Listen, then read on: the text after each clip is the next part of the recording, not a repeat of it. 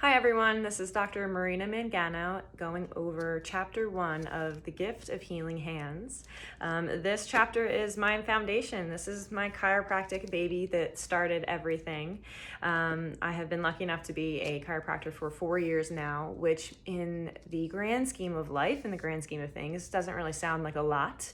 But it's so interesting to calculate the years of experience that create a new doctor. So not just the 8 years of college or the curriculum that you go through or courses on the weekend that you sit through, but the years of accumulation between the mentors and the inspirations that you have had as a young student, as a new doctor.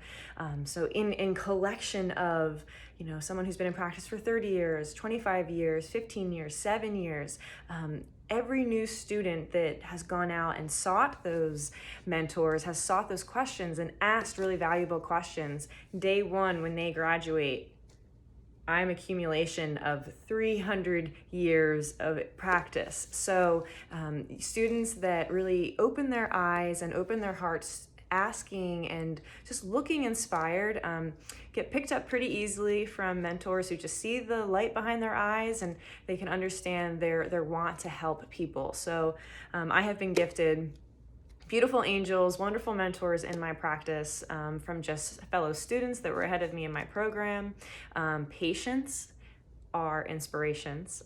The just trust and the openness that comes from a patient interaction allows a young doctor, any stage of doctor, just gives them the opportunity to get creative with their message, experiment a little, follow this hunch that they have inside of them to follow a different path than the traditional cookie cutter treatment. So thank you to amazing patients who have allowed me the autonomy and just the creativity to develop this very unique style of practice. So this chapter goes through, from the start, a little bit about my chiropractic story, which any new business coach or there's just so many people are interested in wondering, why did you become a chiropractor? How did you become a chiropractor? And I think just like while I'm treating somebody, coming up with this answer, it's very superficial, it's very quick, and I just say, I played soccer growing up, had a lot of injuries in college and surgeries. And while yes, that is the truth, there's just so much synchronicities. There's so many things that have happened, all these little tiny miracles that just snowballed into the accumulation of my path, my trajectory. Yes, I was a soccer player growing up, and I grew up in a very healthy outdoor, a family that believed in go get dirty, go play on the beach. If you get hurt and you can move it, you're probably okay. How's your mind? Where's your mind at today? My mom specifically truly believes in what you tell your mind tells your body. So going into college as an athletic training student, I got to witness the orthopedic medicine and the soccer injuries that I was sustaining, as well as just the girls around me on my team. But then there was this component that just was missing. And I was not in a mental state to really address that. I think just pressure, young, immature, we're just getting lost in the mix of why we have to graduate, what to do after, what kind of job we need. It was really when I found chiropractic, was in college, and I was not a fan. I was embarrassed to go without my mom. I felt a little violated by this man who was so touchy, and he was a little too nice. It was my first intimate exposure to a manual therapy career. So someone who didn't just sit behind a desk charting notes and looking at me every 5 minutes, or check my thyroid, okay, you're fine, go on. It was the first manual therapist who ever touched me, who ever really got into a muscle, who asked me about my breath, who asked me to be aware of the asymmetries in my body. And at this point, I was a sophomore, junior in college. I couldn't imagine what kind of athlete I would have been if I had been exposed to chiropractic super early. Just the imbalances that would have been addressed. Maybe I would have not had to go through a couple of the surgeries that I had. So I was really intrigued by this chiropractic thing, and I really respected the education that I was getting as an athletic trainer in college. And so I went to some of my teachers and asked them, hey, I feel like I'm getting set up pretty well for chiropractic school. What do you think? I respect your opinion. And I got so many no's, so many, oh, please don't do that to yourself. You want to be a DO, not a DC, which is a doctor of osteopathy. Wonderful career. But there was just something about chiropractic. It was in my mind, and I remembered that at a young age, my family had our first interaction with a chiropractor, and that was the person who wound up recognizing that my dad had signs of multiple sclerosis. So this specific chiropractor has a diploma in neurology, so he looked deeper than the traditional quick crunch, throw you out of the office. I don't know how chiropractic kind of fell out of my family's life after that, but it always left us with a big respect for the field.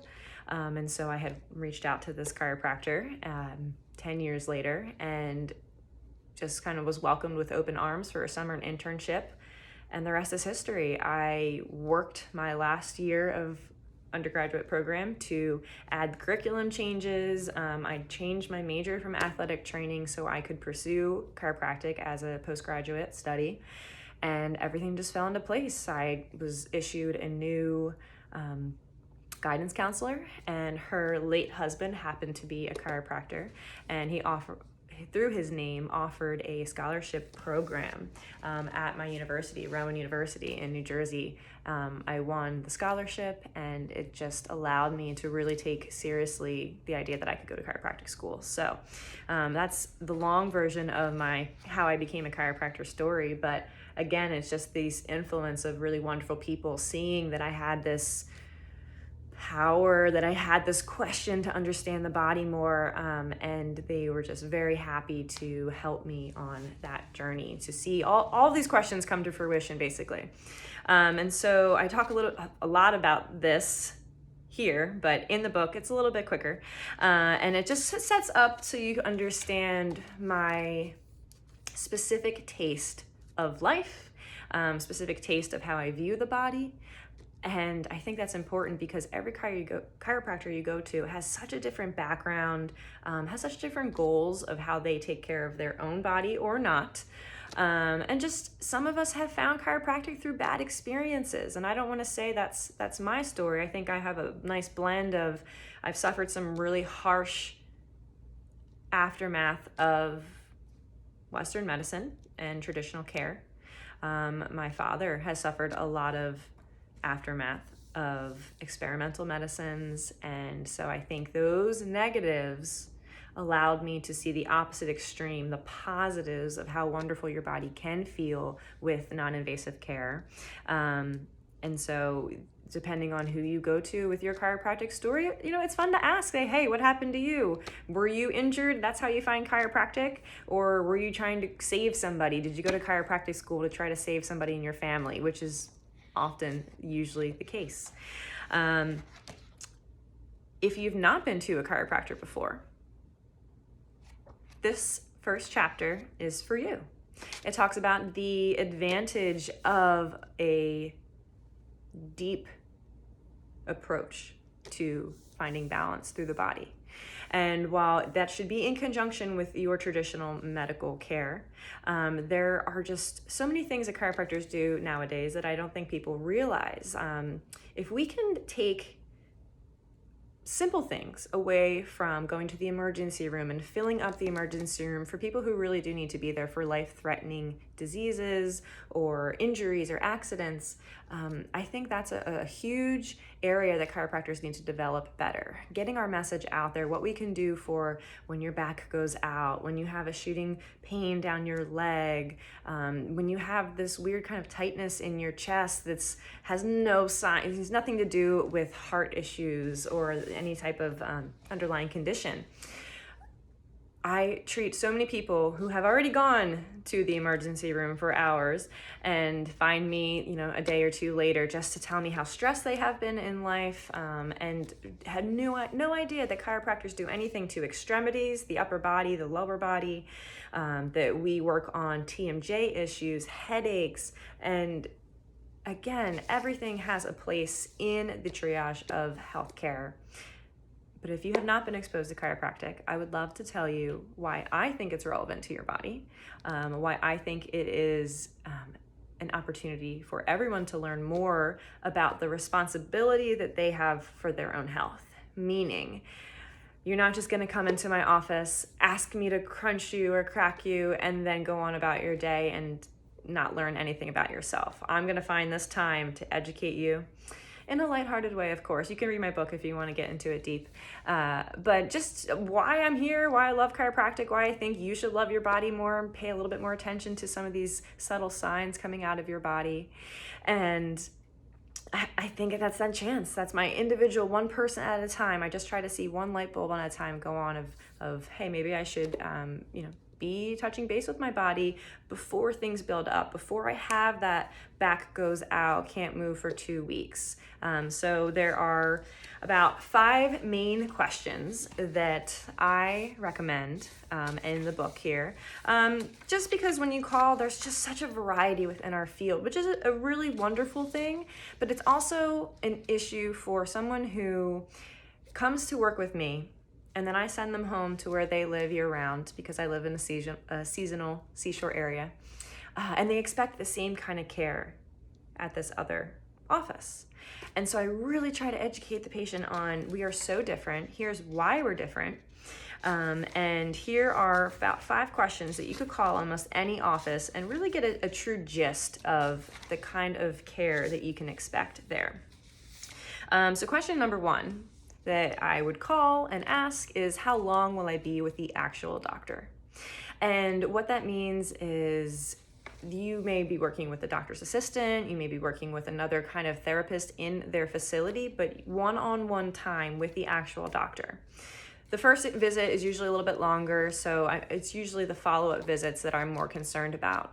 I say that I'd prefer 10 to 15 minutes, but 20, 30 minutes are even better. That's my patient care, is 20, 30-minute follow-up appointments. And it just gives us a really wonderful time to develop a relationship, really talk about just some random things that you would never think were pertinent to your pain or your case. And then you drop this, oh yeah, I sleep with a mouth guard in, and I have a whole new idea of what to do for your plantar fasciitis or for some pelvic pain.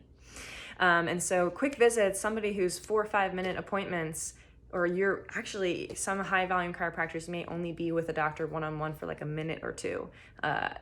That blows my mind. Somebody can't even tell me what happened to them today in a minute, let alone my entire treatment be in that time. So it may not be the most efficient business model, but that is my recommendation, is to find a chiropractor who you will be with for about 20 to 30 minutes during follow-up visits. Question number 2, does the doctor adjust with their hands?